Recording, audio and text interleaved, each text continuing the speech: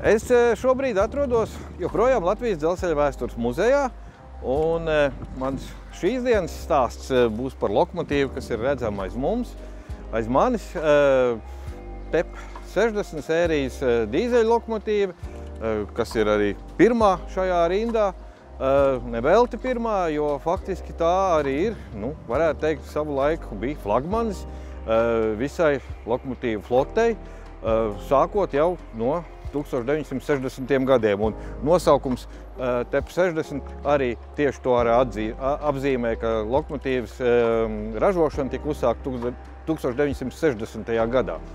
Jau 1963. gadā šīs lokomotīvas nonāca Baltijas dzelzceļa pārziņā, un faktiski no tā mirkļa par vienīgo lokomotīvu depo, kur rīcībā šīs lokomotīvas bija, kļuva Zasalauks.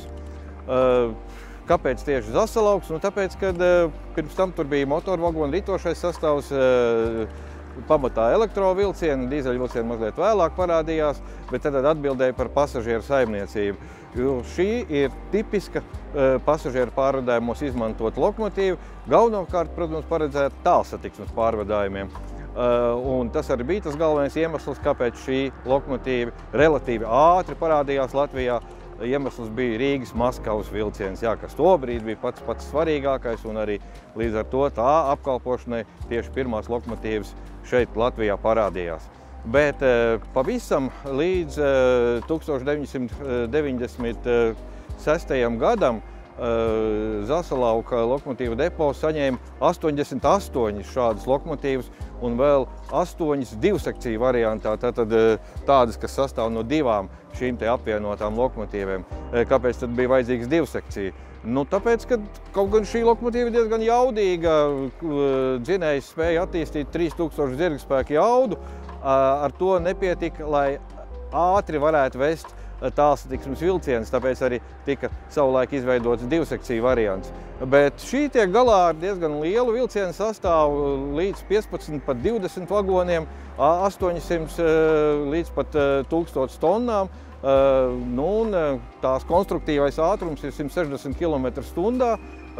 Tas ir gana liels. Protams, Latvijā varbūt tādu ātrumu nevar attīstīt, kaut gan nav izslēgts, ka kādreiz tāds arī ticis attīstīts, bet 140 km/h gan bija savulaik pieļaujams atsevišķos dzelzceļa posmos. Tātad šī lokomotīva faktiski to varētu uzskatīt par leģendu, jo gandrīz 50 gadus Latvijā to varēja sastapt.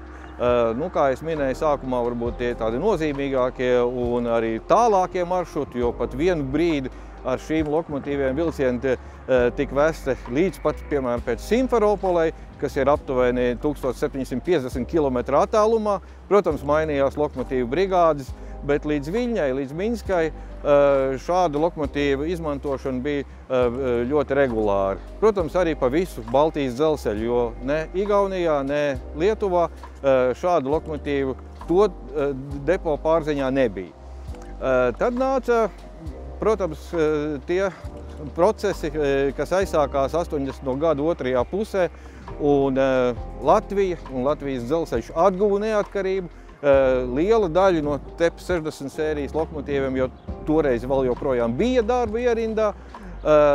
Kaut kas no tā visa tika atdots mūsu kaimiņiem, jo sanāca tā, ka pasažieru pārvadājumos nebija piemērota lokomotīva ne Lietuvas dzelzceļam, ne Igaunijas dzelzceļam. 7 lokomotīvas tika nodotas Igaunijas dzelzceļam, 12 Lietuvas dzelzceļam, bet Latvijā 90. gados ar šīm lokomotīviem jau relatīvi maz pārvadājumu tika veikts. Galvenokārt tas ir Rīgas-Ventspils, Rīgas-Liepājas maršruts, kamēr tie vēl eksistēja un kamēr tur eksistēja pārvadājumi ar dīzeļvilci un attiecīgi piekabināmiem vagoniem, jo šis nav vesels vilciens, tā ir atsevišķa lokomotīva, kurai var pēc nepieciešamības piekabināt attiecīgo vagonu skaitu. Lokomotīvas turpmāk tika izmantotas galvenokārt jau Lietuvas dzelzceļā, jo Latvijas dzelzceļā 1997. gadā tās tika pilnībā izslēgtas no inventāra. Viena nokļuva Latvijas dzelzceļa vēstures muzejā, bet līdz pat 2010. gadam Lietuvas dzelzceļa kompānijas pārziņā šīs lokomotīvas arī tika izmantotas, un to skaitā arī Latvijā, piemēram, pēc Viļņas Sanktpēterburgas maršrutu vilcienam posmā Viļņa-Daugavpils. Mūsdienās varam lepoties, jā, ka šī lokomotīva ir saglabāta, un tā ir vesela laikmeta liecība.